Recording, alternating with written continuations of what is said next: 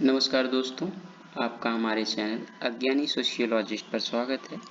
दोस्तों, यह MCQ series का तीसरा पार्ट होगा जिसमें हम कुछ नए एमसीक्यू सॉल्व करने का प्रयास करेंगे। तो चलिए शुरू करते हैं।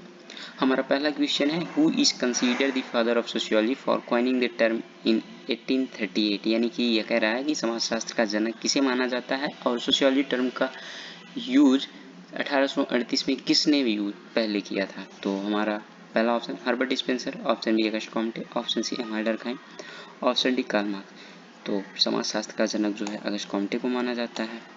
तो हमारा सही जवाब ऑप्शन बी होगा। अगला question, which perspective in sociology focuses on positivism approach. यानी कि कौन सा पर्सपेक्टिव सोशियोलॉजी में जो पॉजिटिविज्म अप्रोच पर फोकस करता है। Option A critical, option B interpretive, option C scientific empirical, option D post modern.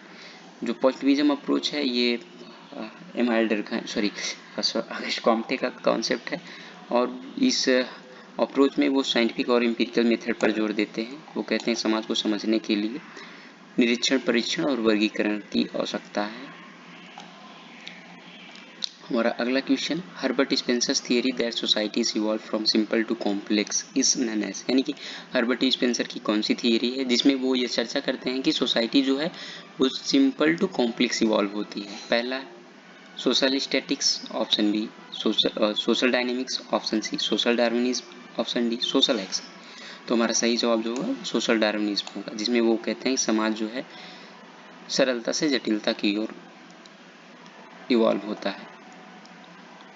Question 4, according to Emile Durkheim social fact should be treated as. यानी कि एमाइल डुर्कheim के हिसाब से सामाजिक तथ्य को कैसे माना जाना चाहिए। Option A ideas, option B things, option C feelings, option D biological trait. तो हमारा ऑप्शन नंबर बी सही जवाब होगा, क्योंकि एमाइल डर्कहाइम जो है वो सामाजिक तथ्य को एक वस्तु के रूप में देखते हैं। हमारा अगला question, in the Protestant ethic and the spirit of capitalism Max Weber link the rise of capitalism to. यानी कि ये कह रहा है कि the Protestant ethic and the spirit of capitalism में मैक्स वेबर जो है वो पूंजीवाद के विकास को किससे जोड़ते हैं। Option A Catholic ritual, option B Calvinist ethics, option C Islamic law, option D Hindu caste system. तो हमारा ऑप्शन नंबर बी जो होगा वो सही जवाब होगा, क्योंकि मैक्स वेबर जो है वो पूंजीवाद को कैलविनिस्ट इथिक्स से जोड़ते हैं। अगला question, which scholar introduce the concept of AGIL scheme या एजिल मॉडल। तो हमारा ऑप्शन ए है Robert Merton, option B Talcott Parson, option C Vilfredo Pareto, option D Max Weber. तो हमारा ऑप्शन नंबर बी सही जवाब होगा, क्योंकि एजिल मॉडल कॉन्सेप्ट जो है वो टार्कर पार्सन ने इंट्रोड्यूस किया है। रॉबर्ट के मार्टिन जो है वो रेफरेंस थियरी, लेटेंट और मैनिफेस्ट फंक्शन के लिए जाने जाते हैं। और विल्फ्रेडो पेरेटो जो है वो सर्कुलर ऑफ एलिट्स की बात करते हैं, इन्हें साइक्लिक थियरिस्ट माना जाता है। और मैक्स वेबर जो हैं इनकी कई सारे कॉन्सेप्ट हैं, जैसे ब्यूरोक्रेसीज, आइडियल टाइप्स और रेशनल एक्शंस, सोशल एक्शन आदि। हमारा अगला क्वेश्चन है, the concept of the concept of class struggle is central to the work of. यानी कि जो वर्क संघर्ष है वो किसके काम का केंद्र रहा है। Option A Max Weber, option B Karl Marx, option C August Comte, option D Emile Durkheim. तो वर्क संघर्ष का जो कॉन्सेप्ट है वो कार्ल मार्क्स का है और इनके काम का केंद्रीय विषय जो है वो क्लास स्ट्रगल ही रहा है। और इनका बहुत बड़ा स्टेटमेंट है कि अब तक का इतिहास जो है वो वर्ग संघर्ष का इतिहास रहा है। अगला question, who defined sociology as the science of social action. किसने समाजशास्त्र को सामाजिक क्रिया का विज्ञान माना है। Option A Vilfredo Pareto, option B Max Weber, option C Talcott Parson, option D Robert K Martin. तो हम सब जानते हैं कि मैक्स वेबर जो है वो समाजशास्त्र को सामाजिक क्रिया का विज्ञान मानते हैं। अगला question, Robert Merton's functional analysis distinguishes between manifest and dash function. यानी कि रॉबर्ट मार्टिन का फंक्शनल एनालिसिस जो है वो मैनिफेस्ट और कौन से फंक्शन में डिस्टिंग्विश करता है। तो ऑप्शन ए है latent, option B direct, option C hidden, option D secondary. तो हमारा जो ऑप्शन जो होगा सही वो लेटेंट फंक्शन होगा, क्योंकि जो मार्टिन है वो मैनिफेस्ट और लेटेंट फंक्शन की बात करते हैं। और मैनिफेस्ट और लेटेंट फंक्शन क्या है, यानी प्रकट प्रकार है और अप्रकट प्रकार क्या है।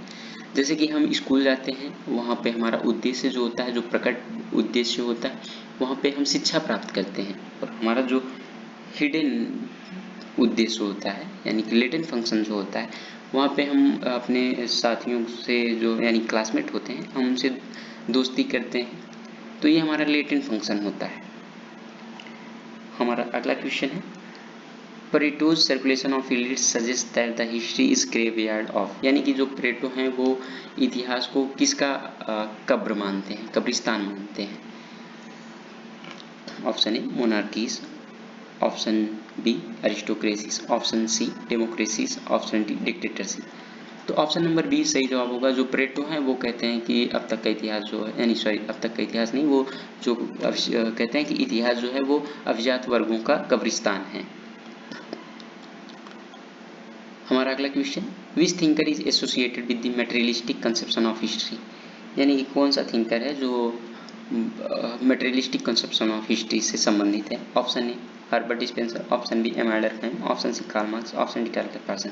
तो ये थोड़ा इजी सा क्वेश्चन है। मटेरियलिस्टिक कंसेप्शन ऑफ हिस्ट्री से एसोसिएटेड कार्ल मार्क्स है। हमारा अगला question, organic solidarity is concept developed by the Durkheim to describe, यानी कि ऑर्गेनिक सॉलिडेरिटी का कॉन्सेप्ट जो है दुर्खिम ने क्या डिस्क्राइब करने के लिए इंट्रोड्यूस किया। Option A ancient tribal society, option B modern industrial society, option C feudal society, option D hunter gatherer groups. तो हमारा ऑप्शन नंबर बी सही जवाब होगा, क्योंकि ऑर्गेनिक सॉलिडेरिटी कॉन्सेप्ट जो है वो दुर्खिम ने मॉडर्न सोसाइटी को समझाने के लिए डेवलप किया था। और एंशिएंट ट्राइबल सोसाइटी यानी और ट्रेडिशनल सोसाइटी को उन्होंने जो मैकेनिकल सॉलिडेरिटी का विशेषता बताया है, यानी कि मैकेनिकल सॉलिडेरिटी जो है वो ट्रेडिशनल सोसाइटी की विशेषता है और ऑर्गेनिक सॉलिडेरिटी जो है वो हमारी मॉडर्न सोसाइटी की विशेषता है। हमारा अगला question, according to Max Weber authority is defined as, यानी कि मैक्स वेबर के हिसाब से अथॉरिटी को कैसे परिभाषित किया गया है। Option A use of physical force, option B legitimate power, option C wealth accumulation, option D influence over media. तो मैक्स वेबर जो है वो लेजिटिमेट पावर को ही अथॉरिटी बताते हैं। तो ऑप्शन नंबर बी हमारा सही जवाब होगा। अगला question, Karl Marx concepts of alienation refer to the workers, यानी जी जो कार्ल मार्क्स का एलिनिएशन कॉन्सेप्ट है वो वर्कर्स को क्या रेफर करता है, वो किस इन ऑप्शन में से किससे संबंधित है। Option number A promotion at work, option B estrangement from the product of their labour, option C love for their craft, option D integration into union. तो हमारा ऑप्शन नंबर बी जो होगा वो सही जवाब होगा, क्योंकि एलिनिएशन जो है वो वर्कर तब महसूस करता है जब वो जो प्रोडक्ट प्रोड्यूस करता है वो उससे जो है अलग हो जाता है, क्योंकि वो अपने वर्क से, अपने वर्क लेबर वर्क से उसको प्रोड्यूस करता है लेकिन वो उसका यूज नहीं कर पाता है, वो धीरे धीरे सभी चीज़ों से अलग होता जाता है। हमारा अगला क्वेश्चन है, in Parsons AGIL model stand for, यानी कि जो पार्सन्स मॉडल का एजिल मॉडल है उसमें ए स्टैंड, ए का फुल फॉर्म क्या है, ए का मतलब क्या है। Option A action, option B authority, option C adaptation, option D assimilation. तो हम सब जानते हैं कि एजिल मॉडल का जो फुल फॉर्म है वो है एडेप्टे, ए का स्टैंड होता है यानी एडेप्टेशन, तो ऑप्शन नंबर सी सही होगा। और जी का मतलब होता है गोल अटेनमेंट, गोल डैश अटेनमेंट। माउस की स्पीड काफ़ी तेज है तो थोड़ा लिखने में दिक्कत हो रही है, खैर ऐसे ही बता देते हैं। और आई का मतलब जो होता है वो इंटीग्रेशन होता है और एल का मतलब होता है लेटेंसी। हमारा अगला question, which of the following is not one of 3 stage of societies propose by Comte, यानी कि जो 3 स्टेज है सोसाइटी का जो कॉम्टे ने प्रपोज किया है वो कौन सा नहीं है इन ऑप्शन में से। तो ऑप्शन ए है theological, option B metaphysical, option C biological, option D positive या पॉजिटिविज्म। तो जैसे कि हम सब जानते हैं कि कॉम्टे जो है वो बायोलॉजिकल वगैरह की बात नहीं करते हैं, तो ऑप्शन नंबर सी सही होगा। अगला question, will Pareto categorize human action into logical and dash, यानी कि जो परेटो हैं वो ह्यूमन एक्शन को इन कैटेगरीज में डिवाइड करते हैं। पहला है इरेशनल, दूसरा है नॉन लॉजिकल, तीसरा है इमोशनल, चौथा है ट्रेडिशनल। तो विल्फ्रेडो परेटो जो है ह्यूमन एक्शन को लॉजिकल और नॉन लॉजिकल एक्शन में कैटेगराइज करते हैं। अगला question, the book suicide in 1897 which used to statistical data to explain social integration was written by, यानी सुसाइड जो है वो किसके द्वारा लिखी गई है? Option A Max Weber, option D Emmanuel Durkheim, option B Emmanuel Durkheim, option C Karl Marx, option D Robert K Martin. तो हमारा option number B Emmanuel Durkheim सही जवाब होगा, क्योंकि सुसाइड जो पुस्तक लिखी गई है वो इमैनुएल डुर्कheim के द्वारा लिखी गई है।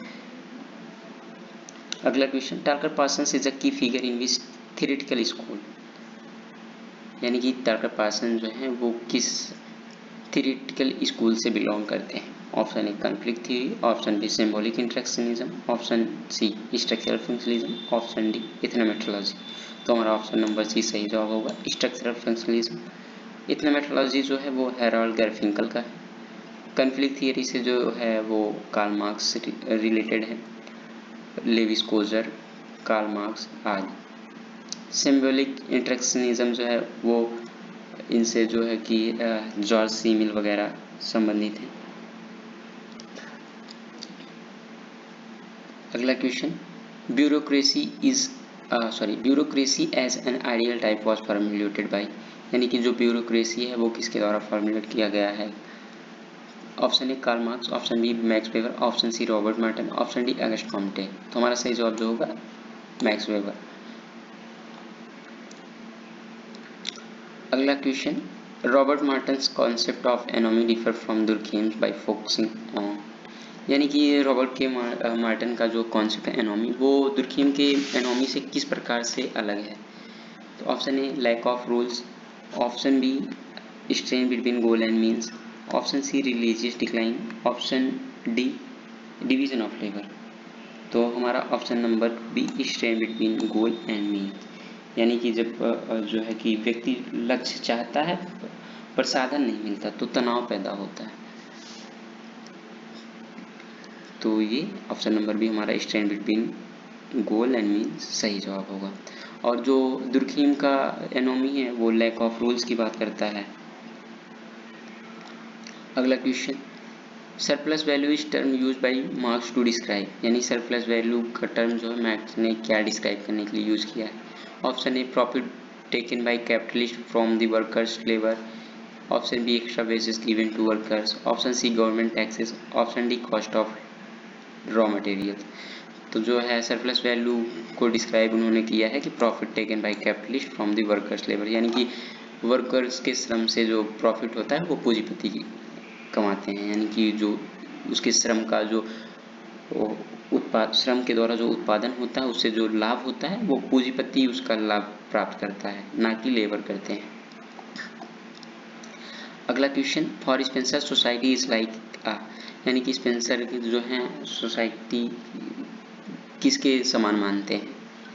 एक मशीन, यानी A machine, option B biological organism, option C building, option D theatre. तो स्पेंसर जो है वो सोसाइटी को एज अ बायोलॉजिकल ऑर्गेनिज्म मानते हैं, ऑप्शन नंबर बी हमारा सही जवाब होगा। अगला क्वेश्चन है, the study of relationship between sociology and other social sciences is part of its, यानी कि जो सोशियोलॉजी है और अदर सोशल साइंस है वो किससे संबंधित है? Option A subject matter, option B methods, option C history, option D scope. तो हमारा ऑप्शन नंबर डी जो होगा स्कोप वो सही हो जाएगा। अगला question, which thinker emphasize verstehen understanding as a method in sociology, यानी कि कौन सा थिंकर है जो वर्स्टेन मेथड पर फोकस सोशियोलॉजी में जोड़ देता है? तो हमारा ऑप्शन है Emmanuel Durkheim, option B Max Weber, option C Karl Marx, option D Auguste Comte. तो सबसे पहले कंफ्यूज नहीं होना है, वर्स्टेन जहाँ भी आए वहाँ सीधा सीधा मैक्स वेबर को हमें टिक मानना है, क्योंकि वर्स्टेन मेथड का यूज सिर्फ मैक्स वेबर ने ही किया। तो हमारा ऑप्शन नंबर बी सही जवाब होगा। ये रहे आज के क्वेश्चंस। उम्मीद करता हूँ आप लोगों को कुछ हेल्पफुल महसूस हुआ होगा इन क्वेश्चंस को देखकर, और आप लोग वीडियोस को देखकर उस पर थोड़ा कमेंट वगैरह किया करिए। कोशिश करेंगे कि कुछ और इम्प्रूवमेंट हो जिससे आप लोगों को पूरी हेल्प हो सके। धन्यवाद।